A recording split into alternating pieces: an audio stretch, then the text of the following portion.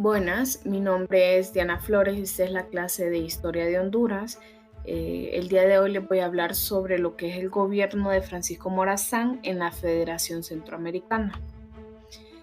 Pues Morazán, en algunos de los acontecimientos más relevantes que podemos destacar en esta época y en este gobierno es que Morazán lideró entonces el enfrentamiento militar de Honduras contra las tropas del Ejecutivo Central, resultando vencedor en la llamada Batalla de la Trinidad. Tras aquella victoria fue nombrado jefe de Estado de Honduras de manera provisional y pasó a convertirse en el líder liberal más reconocido de Centroamérica, cada vez con menos apoyo. Luego en 1830 Morazán fue elegido presidente de la República Federal e implantó una auténtica revolución de medidas basadas en ideales inspirados en aquellos documentos que había leído sobre la Ilustración.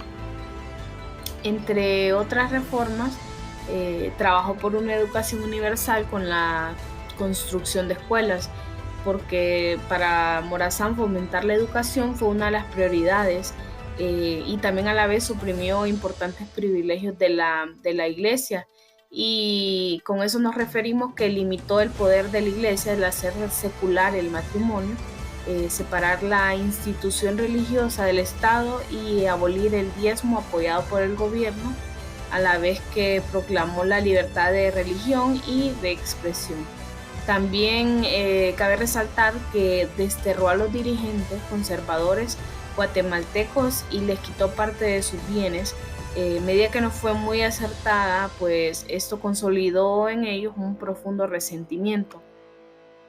En parte del contexto histórico, a raíz de la rebelión de Justo Milla, al cual derrotó Francisco Morazán, se convirtió en presidente de Honduras en 1827 y se perfiló en líder de los liberales centroamericanos.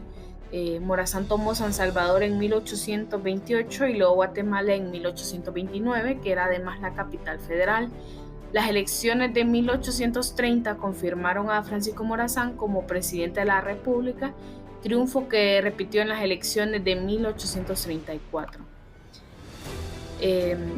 Durante este periodo, conocido como la Restauración, puso en marcha reformas que se estrellaron contra múltiples obstáculos, como el particularismo de las provincias, las ambiciones de los militares, la oposición de la iglesia, las presiones internacionales, la bancarrota financiera, las críticas al nepotismo y la corrupción del equipo gobernante de esta época. Mientras se encontraba en esta localidad, Morazán fue informado por sus amigos acerca de las terribles persecuciones sufridas por sus partidarios a manos de Rafael Carrera y otros líderes liberales de América Central. Alrededor de 400 hombres encabezados por el portugués Antonio Pinto Suárez atacaron la guardia de Morazán, compuesta tan solo por 40 salvadoreños. En este día citaron el cuartel de San José. A medida que el conflicto era desfavorable, el capellán José Castro propuso una capitulación a Morazán, garantizándole la vida, pero Morazán se negó a esto. Alguna de las relevancias social que tuvo Morazán, pues, es que él fue el primer revolucionario de la historia de Honduras y Centroamérica, el hombre más grande tanto militar como políticamente, podríamos hablar. Por primera vez aparece un revolucionario y llama a los hondureños a romper las cadenas de la opresión. Nosotros como morazanistas, hijos y nietos de Morazán, les dedicamos la Batalla de la Trinidad, donde el ejército del general Morazán aplastó completamente a Milla, ¿verdad? Eso es un hecho que todavía se sigue contando, pero en general considero que el principal legado político del general, la región centroamericana, fue habernos heredado la noción de las garantías individuales.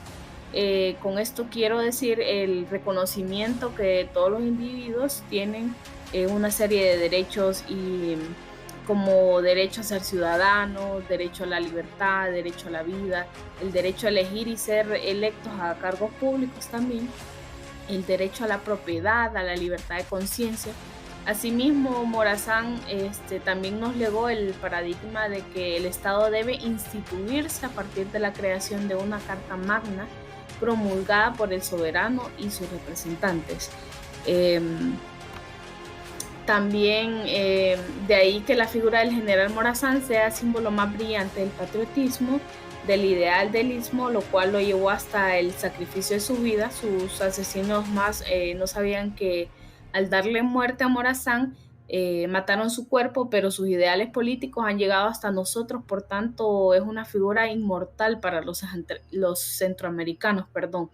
Y considero también que en cuanto al legado social, Morazán introdujo la reforma religiosa de la libertad de cultos y de religión, así como la libertad de expresión, que hoy en día gozamos de ello, la libertad de conciencia. Esto está plasmado en los derechos revolucionarios para aquellos años en América Latina. El legado de Morazán en Centroamérica es bastante, ¿verdad? En este caso en Honduras, pues también sabemos que Morazán fue quien introdujo la primera imprenta en Tegucigalpa alrededor de 1828-29, siendo el germen de la vida literaria, bibliográfica y periodística en el país. En materia económica, también Morazán impulsó el derecho a la libertad de comercio, borrando las trabas y los monopolios que controlaban el comercio en la época colonial, y de esa manera pues impulsar un poco la revolución democrática y la burguesa y la modernidad. Finalmente, en cuanto al legado cívico que Morazán nos heredó, se podría decir así, el máximo ideal a los pueblos centroamericanos, lo cual es la idea de la unión, porque sabemos que unir Centroamérica para Morazán era un sueño, como un motor de la integración y de la formación de un Estado fuerte, respetado internacionalmente y que sustente a partir de la enormidad de sus recursos naturales la prosperidad de todas estas naciones juntas, ¿verdad? En cuanto a la viabilidad de la federación, pues considero que la región centroamericana contaba con las condiciones básicas de las posibilidades para embarcarse en el proyecto de fundación de una federación de repúblicas. Su posición geográfica y la extensión territorial, la fertilidad de sus tierras y de su población hacían que esto fuese un proyecto viable. También pues la integración fue imposible debido a los intereses antagónicos de los grupos caudillos, quienes en defensa de sus prerrogativas favorecieron la constitución y la separación de las pequeñas repúblicas centroamericanas en parodias de nación.